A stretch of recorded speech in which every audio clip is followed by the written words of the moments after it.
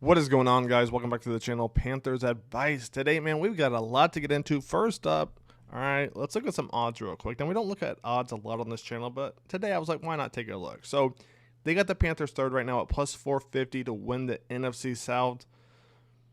I'm not mad at that, I guess. I thought the Falcons might be a little high at plus 220. Buccaneers I expected to be first. But Panthers plus 450, it is what it is, right?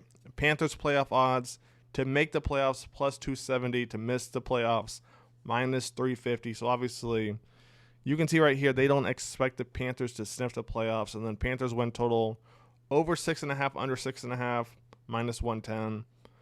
I really see the Panthers at least 9 to 12, 13 range, right? Up like a range on it.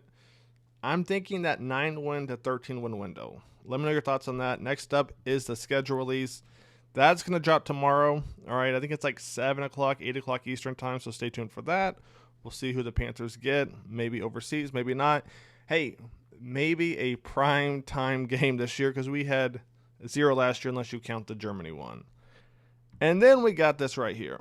The rest of the offseason schedule. So obviously rookie minicamp just happened, but OTA offseason workouts, May 27th, May 28th, May 30th, June 2nd, June 3rd, and June 5th. And then mandatory minicamp, June 10th and June 12th. So those are just some dates if you guys want to keep track. All right, but now let's get to the cream of the crop of the video, man. You get Dave Canales talking about some of the draft picks, Jonathan Brooks, and what him being on the PUP list means. All right, Jimmy Horn talking about being coached by Prime, and a little David Newton appearance. Let's take a look. Days, pretty light workout. What did you see specifically out of Mitchell Evans? Excuse me. Just looking at Mitch, what carries over from the film is just a really versatile guy. So whether it was the individual drills, going through blocking with Pat, the footwork stuff, and then just being a reliable target, is a really smooth mover in his routes, plays compact at the top. So I think just all those things, we just felt like a really well-rounded, clean football player, and certainly fits into what we do. I thought Dave summed that up pretty good about Mitchell Evans. To me, he's basically a jack of all trades. He can run you some routes, he can catch, he can block, run block, pass block, whatever you need him to do, he can do. He doesn't really have a bad thing. He's good in about everything he does. I think his blocking obviously excels the other traits he has. But overall, man, he's a jack of all trades when it comes to the tight end. And he's a big body too, so that helps. Let's keep it going. With Jimmy, it seems like the acceleration is pretty special. What did you notice about that through these few days of workouts? Yeah, body control, and then that explosive element, bursting into his routes, and then on some of the routes we were able to kind of get him down the field a little bit more. You could see him open up, and just that vertical element, is going to really give him a chance to bring something to our group, and I wanted to pause it right there because you hear what he said. He's like, bring something to our group, because the Panthers they haven't had it. Deontay Johnson, to a point was it, but Deontay Johnson wasn't flying like this, right? He had crazy good footwork for his routes, but he didn't have the acceleration that Jimmy Horn has. Well, we try to look for all of our receivers, it's like what attribute can they add to the group to round it off, and he certainly does that.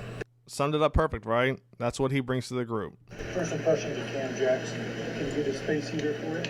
Oh, yeah, and for Cam, for all the rest of the guys, I think this weekend has been about getting used to the work ethic and the challenge, and Coach Wash does a great job with our interior defensive linemen. And so he's prepping them, and he doesn't mind telling them, it's like, okay, you guys thought this was hard, just wait until you get here on Monday, and just setting that. So, and Cam's up for the challenge, and he's really excited to be here. And he wants to do something special. He said that, to us multiple times. And so, massive man, and so just, but again, he's got that rookie learning curve, and it's going to be hard. It's going to be the hardest thing he's ever done. Dave said how it is, right? It's going to be the hardest thing he's ever done. I'm excited to watch Cam, though, because like Dave and Dan have said, all offseason long, this defense just kept getting run on. Now, obviously, there were injuries, but I'm going to be honest, I don't know if it would have mattered, to be honest with you. I don't know that we had the right pieces. All right, I think now we're almost in that direction. Obviously, a couple more pieces wouldn't hurt, but you get somebody like Cam right there, interior D-line, Bobby Brown, Derek Brown, outside linebackers, Princely, Nick. We'll see how they do, right? DJ, Patrick Jones. I mean, I really think we're starting to see the vision that Dave and Dan had when they're building this defense. The decision to put Jonathan Brooks on the pop. Yeah. That's hard to know what his future would be, but what does this year give him with the potential of coming back, I guess, in 26? It really just allows him to focus on what he's working on, which is full health, strength, best shape of his life, to give him the best chance when he comes back to us, that he's running on all cylinders, that he doesn't have to think about anything. He can just play football and enjoy it again. And that's really what this is about. It's about him just being able to have a clear focus on what the goal is, and so, it was a hard decision, because you think about Jonathan, and he would be the first one to tell you if he's up here. He's like, if I could come back and help, I want to come and help. I want to be a part of our success. I want to be a part of building this team, and that's where his heart is. Before we hear Jimmy Horn speak, it's interesting, the whole Jonathan Brooks situation, right? Because they're giving him almost 2 years, give or take, right? So when he injured it this offseason plus all of next year, he's got quite a bit of time.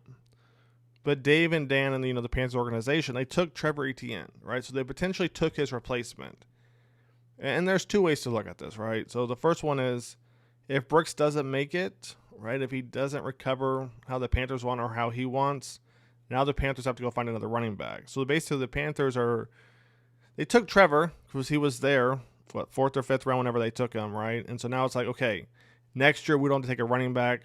Once again, should be focused more on the defense, but we'll see what happens. Now it's time for Jimmy Horn right here. Pretty hard to not notice. When did you realize you had speed that was kind of special? When I was younger, I'd go to every neighborhood and race every kid back where I'm from and beat them. Did you ever lose one of those races? Mm-mm. Come on, man. Why would you ask him that? You got a chance to show off the speed this weekend? Nah. So David Newton actually seems to kind of get along with Jimmy Horn. I'm a little shocked that of all people he chose to get along with Jimmy Horn. Not yet. Not yet. They seen a little bit, but I ain't sure it all. What's that going to look like when you turn on the Jets? I'm going to just be flying. So that right there pretty much wraps up Jimmy Horn talking with the media about playing with McMillan. And they could be franchise game changers with Bryce Shaw, right? Then you look at the running backs, Rico, Trevor, Chuba, tight ends, Mitchell Evans, Tommy Tremble. I don't want to get too overhyped on them, but I feel like we're starting to build the offense, right? It's starting to come together how we want it to look. I don't expect the first year to be, 13-4. They're 17 weeks now, 14-3. But I do see us getting to that 9-12 window when it comes to wins. And honestly, I'd be happy with that. 9-12 wins. I think the defense may or may not struggle. Offense, I think it's going to take time. Because if you're going to start Horn, right, you're going to start McMillan, it's going to take time for them to adjust playing in the NFL, right, as far as the speed, the coverages, the matchups, so on and so forth, right? And same thing with our edge guys, because you got to remember, now that Clowney's no longer here, you got Patrick Jones, DJ Wanham, and then after them, when they're tired, you got Nick and you got Princely, right? So we're very, very young. I think the team is starting to come together on offense and defense. Their vision, I'm kind of seeing it, right? They still need a few more pieces, but I think we're getting closer. Let me know your thoughts. You got schedule release. We're going to talk about the undrafted free agents and free agents next week. Stay tuned for that. I'll catch you guys then. Panthers Advice is out. Peace.